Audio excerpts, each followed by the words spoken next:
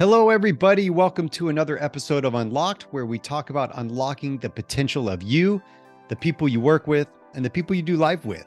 At the time of this recording, I'm offering all of you, yes, my lovely listeners, a free 15-minute communication coaching call. You come with some kind of communication problem, and I give you a solution. My calendar link is in the show notes, so check that out. Do y'all like airplanes? I like airplanes, and Bobby likes airplanes, and he's going to talk all about kind of the idea of leadership, but all tie it back to airplanes, which is super fun and super cool. So I really like airplanes. I like flying. I really love it. I love looking out over the earth and seeing, oh my gosh, like we couldn't do this a few hundred years ago. And what in the world, the privilege we have of being able to do this. I hate turbulence, by the way. I hate turbulence, but I love flying. Bobby is a speaker. He's an entrepreneur, Bobby Sutton, and a philanthropist. He's also a licensed commercial pilot, flight instructor, and he just does those for fun right now. Thriving at an intersection of engineering and art, Dutton created Groove Boston in 2004, built on the statement, music no longer is a spectator sport. And his team, now called GBM6, is about making people happy through legendary events. So you can go check out their website. They do events, a lot of college space, concerts, and things like that. He's kind of engineered and done things in this event space. He was voted top 25 young event pros to watch by Special Events Magazine. But he's also on the search for doing a lot of different things in his speaking business. He has such a cool vibe to him. You're going to get the energy on this interview, and I was able to give it back, and we had some really great conversations. He's on the Search Foundation Board of Directors and on the Board of Governors for the International Live Events Association. And so we're going to talk productivity in this thing. Productivity. He says he's crushed productivity for 20 years. He's gotten really good at it. What can we learn from Bobby, from an aviator? What can we learn from a DJ? What are we going to learn? Well, stay tuned. Here we go.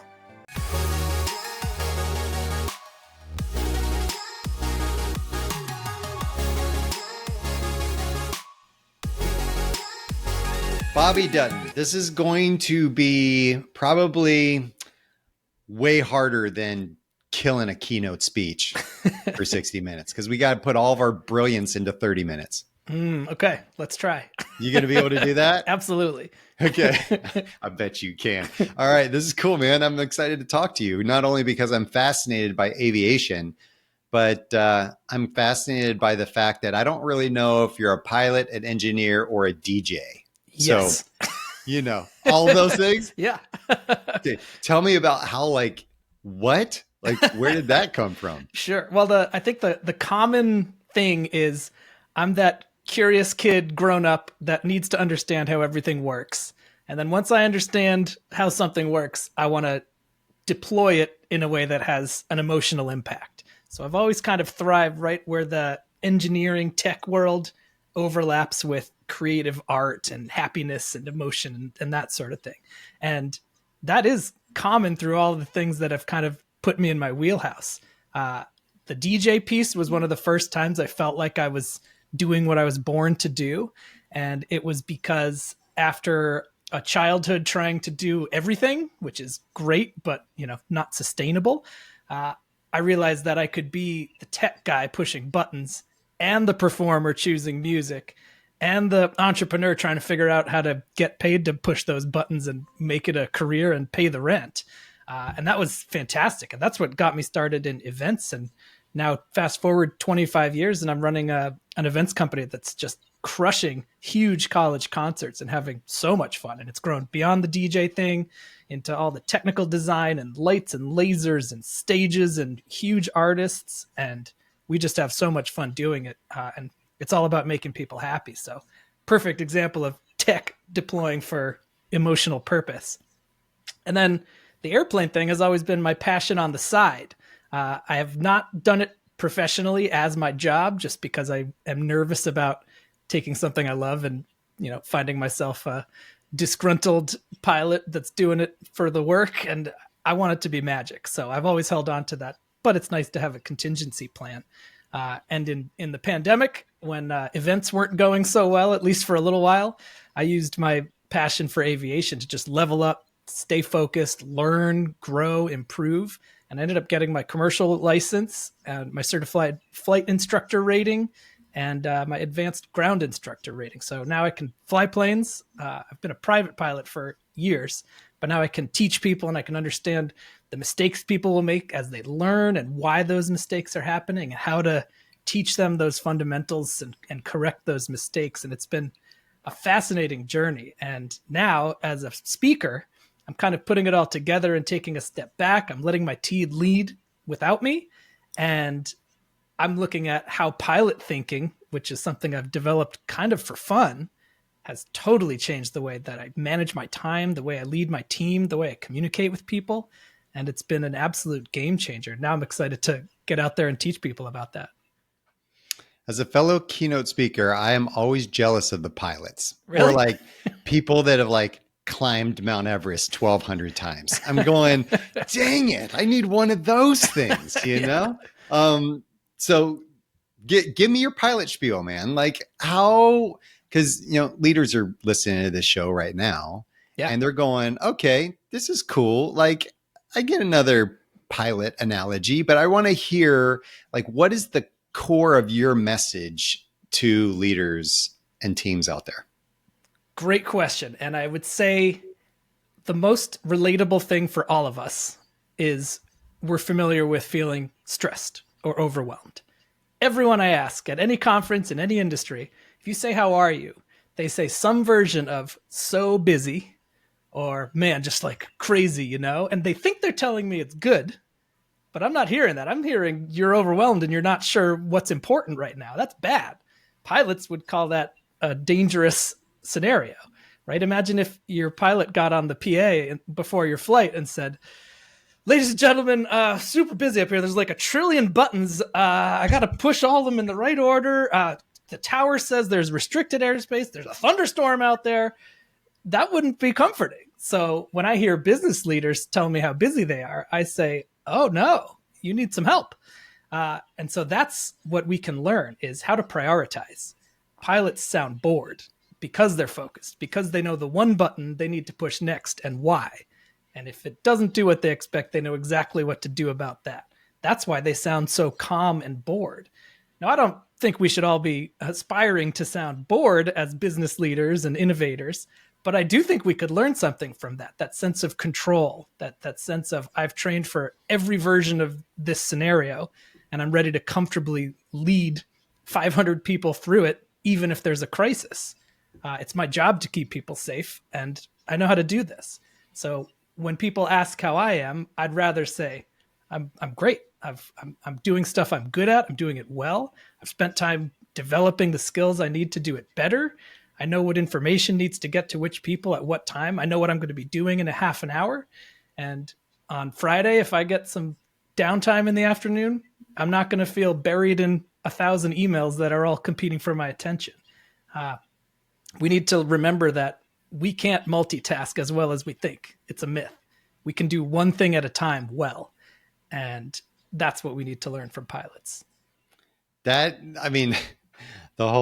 was just flying back from Phoenix yesterday and doing a training for a team out there. And oftentimes when I hear the pilot get on the thing, like I hear the flight attendant get on and it's totally audible. Like I can hear what he's saying, I can like understand, but I get on hear the pilot and it's like, and I'm just like, what did he say? I really want to know what the pilot is saying here. Yeah. Like, can somebody, and so and then I just go, it's fine. But the one time that I did experience a pilot with a little bit elevated volume was I was coming back with one of my employees, and granted here, Bobby, I love airplanes. I think they're fascinating. It makes no sense to me how they fly, but and people are like thrust and lift. I'm like, shut up. I don't care about any of that. But the whole thing is we're flying over the Rockies and all of a sudden, like the plane is going, right? Mm-hmm. And it just like dips to the side and just drops, right? Yeah. And I was like, what? And then it dips again to the other side and drops a little bit. And the pilot gets on the intercom and is like, hold on, everyone. Now, I do not want to hear that from my pilot ever. So we start, like, we stabilize a little bit. Everybody's kind of freaking out a little bit, like, whoa, what was that? And he goes, hey, everybody, you know what? I'm going to turn on some earth, wind, and fire to help kind of chill everybody out. I was like, Nice. the word fire, I don't want to hear that either, man. So, Fair. I was like, every other time, it's like the mumbles. But that time, I got a little excited. Yeah, well, it's interesting to think about where updating passengers falls on the priority list of a pilot, right? And that's the reason it sounds like an afterthought, is because it is. Getting you safely to Chicago or back to Atlanta, they have a lot to do besides letting you know what's going on. So updating you is pretty far down on the list, and maybe they sound a little bored when they get to it. But it's because they've organized, right? So pilots say aviate, navigate, communicate. So first, I got to fly this airplane. I got to manage my airspeed. I got to deal with the immediate situation and be fully present and intentional. Then, only once I've done that well, then do I have to ask the question, where am I going next? What's my next GPS waypoint? What's my next restricted airspace? What's my next frequency change? What's my next weather decision I need to make? Let's get ahead of that as well, so it's not a surprise when it gets here. After I've aviated and navigated, now it's time to start communicating. Who needs what information right now? And guess what? You, the passenger in 3D back there, you're not even the first person that needs an update right now. Air traffic needs an update. The co-pilot needs an update, right? Maybe you need to get some weather information. Maybe you need to tune in your frequency to the tower you're going to talk to in half an hour. So that's lined up. Now, finally, all right, they want to know what's going on. We just got a jolt from the mountain updrafts here. So, all right, hold on. Hey, guys, listen, it's fine. We hit a little air. We'll be in Chicago in a little while. Like, that's not their job. That's number 10 on the list. And it's fascinating to look at that. Even like one of the things I cover in my keynote is like a crisis, because that's when, everything's magnified. And you go down the like 15 steps of what to do when your engine fails, when you only have one engine. And you better make good choices fast. And people are always guessing that the first thing you do is panic and say, Mayday, Mayday, Mayday, I need some help. Is there a place I can land? Can someone tell me how to get my engine working again? Passengers, I'm really sorry, everything's bad. That's all great, but none of that helped improve your situation. So that should all go on hold. And first you've got to say, what can I do to manage this crisis properly? Where do I have to land if I have no power? What's my best option? Let's get pointed in that direction right now. And that's where aviate, navigate comes in first. And so the communication stuff is important. And I'm a stickler for communication just like you. But if we're communicating before we're flying the airplane, we're not doing it well. So how do you tie that into what you would suggest for a leader? You got aviate, navigate, communicate. Tie that in for me. So aviate means we need to be better at being present. We need to learn we're only focused on one thing at a time, and we need to be crystal clear on which thing we're focused on at what time. And anytime I see people getting notifications, right? Like if right now my phone buzzed in my pocket, even if I didn't look at it, that's going to take a tiny fraction of the energy I'm trying to give you that I should be giving you. So my phone's not going to vibrate right now because I've already ruled that out. Some people it will, and now they're less than 100% present. So they're not aviating quite as well as they should be. God forbid if they can see their screen or they're unable to resist the urge to pull it out and it says, oh, there's a 30% off sale at Pottery Barn this weekend only. Even if I'm not going to Pottery Barn, if I let that be what I was thinking about for 2 seconds, I'm just chipping away at my ability to be here, to fly the airplane. So being present and being aware of how your attention is getting hijacked all the time is step one for thriving as a human on the ground. Navigate, I think, is best illustrated by great calendaring.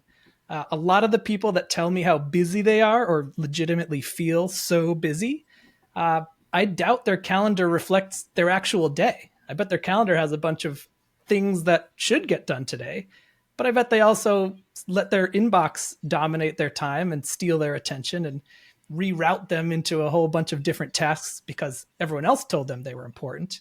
Whereas I'd like to see those people have a really dialed in calendar that says, I know when I need to sleep. I know when I need to drink some coffee. I know when I need to eat lunch. I know when I need to take the dog out to go to the bathroom. These aren't amazing, productive sounding things that belong on a calendar, but if that's what I need to be doing, I might as well plan for it. And that helps me navigate through my day, through my week, through my life. And then finally, communication comes down to the way we communicate. For me, it's primarily email. And I think that's a classic one where people have 70,000 emails in their inbox, and the red number and the badge on their email icon on their phone is terrifying. And if you've got 70,000 emails, heck, if you have 100 emails, none of them are serving you because you don't know what they are. You can't be aware of 100 things at one time. And so I'm a big fan of the inbox zero plan. I know exactly what's in my inbox right now. And I'm really big on getting in there, every day. I'll see every email within 24 hours. That's my commitment to my colleagues and people that communicate with me. But I'm not promising I'll respond to them or do the things you ask. I get to choose when that is. I'm the captain. So if you need me to do something that takes an hour, I'll find an hour that feels like the right time for me to focus on that fits organically into my plan, and I'll put it there. And then I'll either let you know, I'll do this on Tuesday at 2 p.m. You'll get an answer from me after that. And now the email's gone. If I just leave that email in my inbox, I've got this stack of other people's priorities for me with no particular order. And if I don't delete those or process those or get rid of those, that's the equivalent of walking out to the mailbox, pulling out a fat stack of spam emails, bills, Christmas cards, family stuff, kind of looking at all of them, feeling overwhelmed, putting them back in the mailbox, closing it, and walking away and letting them continue to drag me down. And that's just no way to navigate life. So that, I think, is the communication piece, is processing on your terms, communicating intentionally, and making sure the right information is getting to the right people at the right time on your terms. Okay, we're gonna come back to that one. Okay, I got a little challenge for you on that one. Okay, so based on what I hear and what I think a lot of the people listening to the show are also going to be thinking. Okay, about bring it this on. thing. Okay. Let's go back to Aviate real quick. So Sure. Be present. What's your top tip for like how to be present? How can I be more present with the people that I'm leading and maybe working with? I think it really is just awareness of how pulled in different directions we are and being proactive about it. So ironically, the first thing you got to do about that Pottery Barn notification is spend more time on it to make sure it doesn't happen next time. So I want to know, if I want to know the Pottery Barn deals, fine. But I need to choose proactively when I get that, how it's allowed to talk to me. If I choose to sign up for their email list, that's fine. And I'll get it when I look at my personal email later. And it won't be when I'm having a conversation with somebody. So awareness and action, even on the small things. Take a week to unsubscribe from everything you don't want. It'll take time. But once you do it, you start to kind of feel that exponential growth of, oh, I can see all the emails in my inbox now, and they're all things I do want to think about today. And they start to line up with the calendar I've set out for today. It's all happening. There's less noise and more productivity, and yet I'm feeling more relaxed. And that's the dream. Okay. So making the effort now so that later I'm not experiencing all that distraction. Because I will tell you, man, like it drives me, like I'll be sitting there. Okay. So my daughter will get like, I don't know, 4 million texts a day from all of her friend groups. Okay. Yeah. So it's like huge. Okay. She's 14 and she's getting text after text after text. And I will be talking to her on the phone and her phone might be sitting on the desk. Yeah. But I can hear it vibrate through the phone when I'm talking. So if you have a phone, you probably maybe have heard this before. You can hear their phone vibrate. Right. I am hearing every 5 to 10 seconds, it vibrates. Bzz, yeah. Bzz, bzz, yeah. Like while I'm trying to talk to her, it is so annoying. And to me, I sit there and go, like, I'm talking to you on the phone and it's like somebody's constantly just tapping on her shoulder. Tap, tap, tap. And I see the tap. She feels the tap and it's very distracting. So I say to Lula, like, why can't you maybe just like silence, do not disturb, put on do not disturb while we're talking on the phone. She's like, oh, okay, good idea. She does that, and that's fine. She can go away and come back, and there's like 100 unread text messages, which Wow. increases her anxiety. And then she's like freaking out about not responding to all these people and her being the feeler. She wants to respond to everybody. So I'll tie this back to leadership. And I'll say that while we're trying to be present, our inbox is dinging. Yeah. Maybe we know it's not like audible, but we know it's piling. In the back of our mind, we're going, I'm going to go back to my desk after this conference. I'm going to go back to my desk after this block of meetings, this all day training. I'm going to have 100 emails in my inbox. And that's crazy because now I have to do them at 8 o'clock, 9 o'clock tonight. You know? Well, maybe. Okay. What do I do instead? Because tomorrow it's just going to pile up again. If I try to catch up on all that, like, what am I doing? So, I mean, I hear this question a lot, and I think the reality is like, we can only do so much, right? Like if you're committed to work 40 hours a week or 50 or 60 or less or more, we can't, just because we get 200 emails doesn't mean we have to do them all. And if I have a boss that is, authorized to demand that I do those 200 things, I'm allowed to feed back and say which ones are the most important, because, even if I work at 9 p.m., like long term over time, I'm not going to work 80 hours for you indefinitely and continue to be successful or do the work at the level I want and the level you expect. So it's more about being realistic. And, as far as the emails piling up right now, if I know I'm going to get 100 emails and I'm not going to have a chance to look at my inbox today because I can see my calendar, because my calendar's really reflecting my time, I'll think ahead and have 2 hours tomorrow morning or 4 half-hour chunks tomorrow that just says inbox. I don't know what I'm going to have to deal with, but I know I need 4 hours tomorrow to catch up. And if I don't have time to put that 4 hours, that's okay, but I need to decide which things get my time tomorrow. How much time am I going to commit to work tomorrow? Which things get that time? When am I going to stop for long-term sanity and in turn, long-term productivity?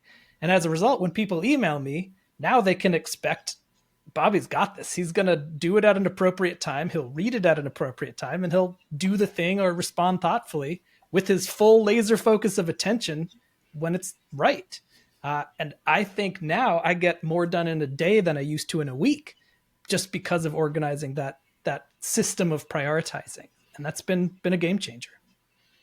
Yeah. So you do the work now. Again, you do the work now so that you're not paying for it later. And I will also say, because I'll talk to leaders a lot, and it is a lot of the people that will wake up first thing in the morning, check their phone, and they're immediately responding to the fire from somebody else's night before. Sure. And it is, and maybe it's a global company. So there's time zone things. And there are people that's during their day that they're having to respond to, or maybe it's California and the East Coast where, you got California people at 9 a.m. and you got East Coast people that are, 12 o'clock. It's already lunchtime, And so you're trying to navigate this idea, and they wake up and they feel that anxiety immediately. And I said, do you like that? Do you like the first feeling you feel in the morning to be anxiety, to be fear that what did I miss? Or my boss is going to get mad at me because I didn't respond to this enough,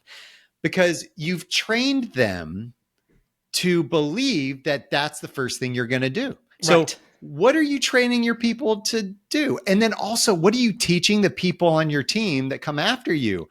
You're teaching them that you wake up every morning and respond to emails. So right. Now they're expected to wake up every morning and respond to emails. Yeah. And listen, if as a pilot, back to the metaphor, if my engine's on fire, doesn't matter what time it is, I got to deal with that right now. If my engine's on fire every morning or 4 mornings a week, I've got a bigger problem. I shouldn't be trying to fly this plane this way because it's clearly not working. So if it's really that urgent, yes, you got to deal with it, but you also need to take systematic steps to minimize the fire. Take better care of your engine, right? And that's where it comes in. It's easy to feel buried by the fires you're seeing, but if they keep happening, maybe you need to take a step back and address the root cause. And that gets into you asked the question how to manage the team, and I think that's really important. So my events company, which is the day job for the most part, we track metrics, and just like an airplane has an engine that needs to be maintained, you can look at an engine tab and see all these green gauges, and you look at the needles. If everything's green, you're good. The engine's performing and will probably continue to do so. I don't need to say, let me check the oil pressure and the cylinder head temperatures and the exhaust temperatures. Are they within an acceptable range? No, I just look at the gauges. They're all green. Nothing's flashing red at me. The engine's good. I can focus on the next thing. I wanted to build the same dashboard for my team. I wanted to get a sense of my team status as they're the engine for the company. So every week, anybody who's getting paid this week, as part of the conditions of getting a paycheck on payday, they have to submit their metrics. And their metrics are, how happy are you from 1 to 5? 5 being ecstatic, 1 being miserable. How stressed are you from 1 to 5? 5 being, I'm freaking out. 1 being, I'm totally cool as a cucumber. And third, utilization, which is how full is your plate? 5 being, I can't possibly take on another thing right now. 1 being, I have no idea what to do with my time. And those are just numeric data. And then there's an open format field that's like, anything on your mind? Give me a little sense of what's going on with you. And this is tracked. And so once a week, I go in and look at the dashboard, just like the engine tab. And if it's green, everybody's fine. If it's red, I look at why. And a red condition would be if stress exceeds happiness, that's an unsustainable engine, and we need to do something about it. If utilization exceeds stress, that's also a problem. It needs to be happiness is the top of the 3 numbers, utilization is the second of the 3 numbers, and stress is the lowest of the 3 numbers. And if that condition is true for everyone, the team is healthy and will continue operating. My engine will keep flying the airplane. And when it's not, we do something about it. That's when the engine's about to be on fire. It's not on fire yet, but there's something that could be dangerous. So we're going to talk about it now, while we can do it as a calm conversation after coffee, not a freak out, oh my God, get the fire extinguisher to get these passengers to safety. We're going to stay ahead of that. And that is hugely important. And I do a similar thing for my own kind of personal analysis. I use 3 different metrics. How am I feeling every week, personally, professionally, and physically? And that just gives me a more targeted way to address my own sustainability as a human and as a leader. And if I'm feeling a little down for whatever reason, now I can analyze it and say, oh, I haven't been outside in 3 days. I'm going to take the dog for a long walk tonight after work. And that's going to put me back on track. Maybe it's that simple. Whereas a general, feeling of I'm not great, that's not actionable. So I need to get some data to figure out where to focus. That's really good. That is almost like the most engineering nerdy leadership thing I've ever heard. So that's really cool. Thank you. That's really cool. I like it. So taking care of your engine is really cool. Yeah, man, keep tying it back to the aviation stuff. I love it. So calendaring, is there a calendaring hack that you teach people? Like, I know we talk about hacks all the time, right? Sure. But like, what do you suggest? What do you see the biggest problem with people's calendars? And I think part of it was what you said. It's like, we have all this stuff on our calendars, but then other things take quote unquote priority. And then those things don't get done. Mm-hmm. And then we either just disregard them or what? Like, I mean, the biggest problem you see with calendaring is what? And then what do you think, what's kind of like your advice, your sure. kind of like, here's what I'm thinking I wish could happen or be? There's 3 things I think, or maybe more. Calendar hacks. First of all, where to start is often people's question. And my best advice for where to start is it's easier to calendar yesterday than it is to calendar tomorrow. So start by looking at yesterday and ask yourself, how did it really go? When did I start working? Did I go to that meeting on time? Did I take longer than I expected to drive there? Correct it. Make a retroactive calendar that's perfect. Use that to inform your strategy for your calendar in the hypothetical future, because then it's going to match reality, which is huge. And that's the thing that most people are missing. I'll also say everything takes an hour.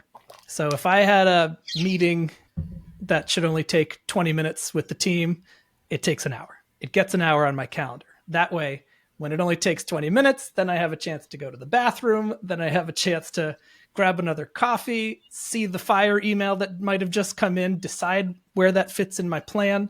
And then I'm still ahead of things. Pilots talk about staying ahead of the airplane. And that's when you're dealing with the next problem. So when they come, you're ready for them. And by putting everything as an hour instead of squeezing these 15-minute things when they really take 20, that's just going to, cascade into getting buried. So better to stay ahead. Another key thing is you need time to calendar. So for me, it's like Monday, I'll take an hour or two to get caught up, process the emails. The next thing I do is calendar for like a half an hour. What do I have going on this week? What's the shape of this calendar? What's coming up next week? Oh, I got Friday off. Interesting. Let me see if I can take that person to lunch I've been meaning to catch up with. Or if I am going to be in town here, maybe I should see if I can get another meeting with this other client that's nearby. Strategically calendar and consider that a task which takes time. One other thing, and this is my favorite, color coding on a calendar is interesting.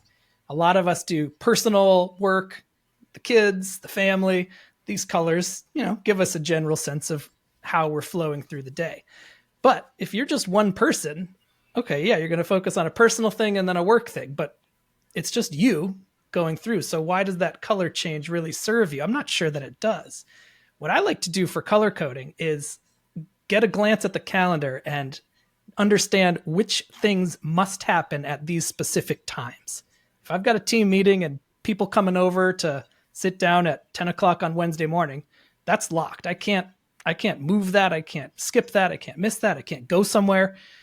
But there's lots of other things that do need an hour. This afternoon, I've got to do a marketing proposal for something, and it's going to take an hour because everything takes an hour.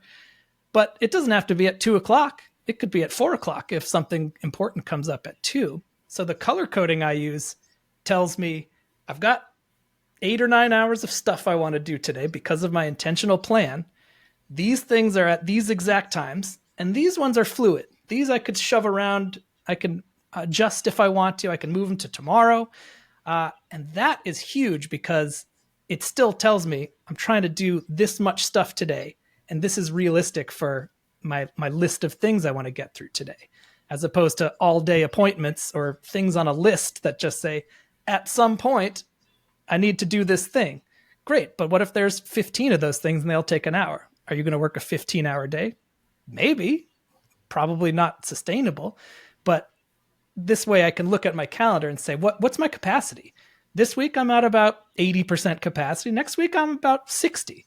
And if it fills up and the blocks are full and I can't move them unless I move them out of the week, then when somebody says, hey, do you have time for a meeting? Of course, if it's a critical meeting for a client that wants to do a huge project and needs to talk today, I'm going to figure out how to make time for it. And that's okay. But otherwise, I'm the only person I know that can say, you know what? Tomorrow I'm at capacity. No offense, but your thing's not worth shaking up my calendar. But next week on Tuesday, I could move some stuff around. No problem. Would Tuesday at 2 work for you? And I love that intentional communication strategy of just instead of someone saying, hey, can we chat sometime? And I'm like, yeah, we'd love to get together. It's like, how about Tuesday at 2? That fits my world. I think it's a good response to what you need and when you need it. And now we have real actionable action in a sustainable way. When you're going through this with people, what's the response? Are people like, sure, Bobby, that's great. That works great in your world, but my world is not like that. Or are they like hopeful or like, oh, that would be so nice. Maybe that'll work for us too. Yeah. Like what's the response you get? They're always hopeful. The sticking point that worries them is always somebody else controls what they're supposed to do. And they lack the freedom to go in and make these bold changes. And that's fair. And I'm lucky enough to be my own boss and control my own time. But I would argue that the reason I'm my own boss and control my own time and have financial freedom is because I've crushed productivity for over 20 years because I'm good at it.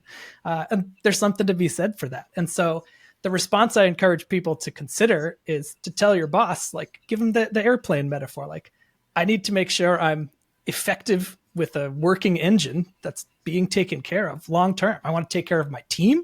I want my team to thrive. I want them to be high happiness, low stress, high productivity. And I want the same thing for myself. And so that's the force behind the message. If I were to tell my boss, hypothetically, no, I can't do that tomorrow. Is it critical? Which other thing is less critical? Because I've got a full day. And if this is the one time a year you need me to work till midnight, that's fine. I believe in the company. I know you wouldn't do that to me every day. You know I can't do that every day or every week. But sure, I'll like burn the midnight oil and hustle, but hustling's not the goal. Long-term engine performance is the goal. Getting to the destination safely is the goal. And that's what we're trying to do. And that's what we have to help our boss understand. Yeah, you said that in your little write-up that hustle's not the goal, right? That stress is a hazard, that, you know, when you're flying a plane, hustle's not the goal. Right. I don't want a pilot up there that's just like, you know, right, frantically doing all the stuff. That's a really good way to think about it. As you said earlier, it's like, I want the pilot who's just like, things are cool. We're all good. I'm turning this knob. I'm pushing this button. And then I'm just kind of chill and look at the clouds a little bit, you know, because it's all good. I'm doing my job. We're flying. We're going to get to our destination and it's all great. Yeah. You know? But sometimes your engine might catch on fire. And sometimes you might have some crazy dip over the Rocky Mountains and whatever, right? So you're going to have to respond in those times, and that's important to know when to do that and how to do it, but be prepared for when it does happen. Absolutely. And if you're the pilot that's in control, that's already thought ahead of all the things they did expect, when that engine fire happens, yeah, it's scary, but you're like, oh, all right, I know where my attention needs to go. Good thing I have plenty of it to allocate. And I'm very clear that that's the priority right now. So, all right, let's get after it. We've trained for this. Let's get to work. Well said, man. All right. I'm sitting here, I'm listening to this interview and I'm thinking, how in the world do I get Bobby to come speak at my event? Like, I've got this corporate event, I've got this association thing I'm doing, I've got whatever, but I've got to get these airplane analogies to my audience like right now. Yeah, that would be great. I would love to do that. I would love to speak for you or anybody else that's looking for it. And check out the website, thinklikeapilot.com, or check out Instagram for little nuggets at Pilot Thinking. And would love to make moves and dig deeper, because this is only half an hour. Pilots could talk about airplanes forever, and I promise I can always bring it back to relevant stuff for anybody. Yes, you can. And in case anybody can't afford Beyonce, you also have a talk called Can't Afford Beyonce, which I love that idea. So what's that about?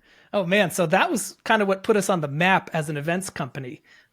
We work pretty exclusively with colleges, and most colleges have their big spring concert every year. And when you survey college students and say, who do you want for our concert? They don't say, oh, well, let's be realistic about costs. What could we probably allocate if we're doing 10,000 people at $20 tickets? We should be looking at this level of artist. No, they say, I want Kendrick Lamar, Taylor Swift, Kanye, and Beyonce, because that would be cool. Do it, school. That's what the survey says. As you can imagine, that's not at all realistic, because big artists, the artists we all love, are not going to come to our schools and are not in the price range. And that creates a real problem, because the music we love is the greatest music in the world, because we're used to having this hyper-connected digital world where I can get Spotify to serve up perfect combinations of the songs that I love from every artist, from every genre in the world. And if a concert can't give me all that, it can't compete. And so our solution to this was, we would go to schools that were frustrated with their inability to deliver the artists that students were demanding. And we said, what if we took a DJ show, everything that's amazing about the best frat party in the basement you've ever heard of, and then made it bigger than a concert by spending all your money on the show? So now we have all the music in the world from every genre, enough to get everybody on board in the same room, enough to keep them engaged for a 2 or 3 hour set, because we can have no limits musically. And I love the fact that then we would take the budget, instead of buying a $50,000 rapper, We could say, let me show you what $50,000 of lasers look like. And it just absolutely changed the game for college concerts. $50,000 of lasers. Yes. What we need is a keynote with lasers. That's what we need. There it is. So we'll give you a grand, Bobby, to come in, $49,000 of lasers. Deal. You know? So where do I sign? Yeah. That's awesome, man. Well, hey, thanks for being on. I can tell that happiness is a big factor in your life. Like, you smile the whole time. People are watching this on YouTube. They'll see you smiling the whole time, man. I see I get the energy. So it's really cool. Thank you very much, man. Keep it up. Thanks a lot. So people can go all to your website, get all the stuff, and then they can hire you to come speak, and you're just going to crush it. Thank you so much, Scott. I appreciate you. First, we aviate. That means that we're present. That means that we're understanding all the things that are going on in our immediate world.